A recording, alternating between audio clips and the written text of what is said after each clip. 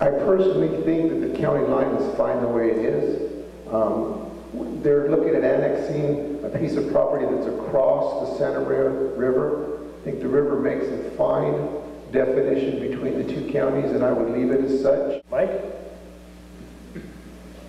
I haven't looked into that project. I guess this came up here some months ago, and it's not a current issue now.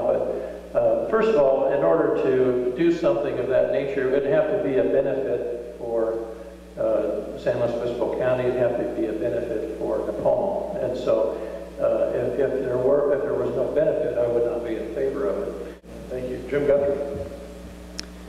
Yeah, I would too. This has actually come up a couple of times. Mr. Perret, who owns this property, has in fact brought this up on two separate occasions to try to get this de-annexation or annexation into Santa Barbara accomplished.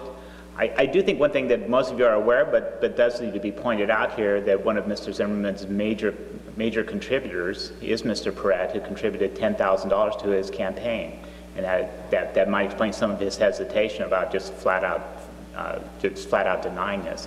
This clearly is not in the interest of San Luis Obispo County. We would lose tax revenues.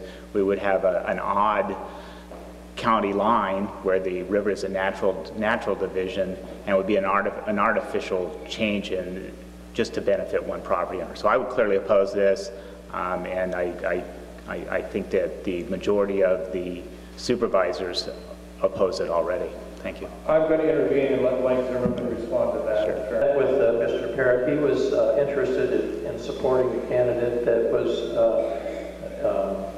someone that was a Christian, had a Christian Judeo-ethics, and was a conservative. And so when we talked, this was not something that he said, well, I'll give you some money for your campaign if you'll support my annexation project. That was completely off the table. We settled that before we even visited about any campaign contribution.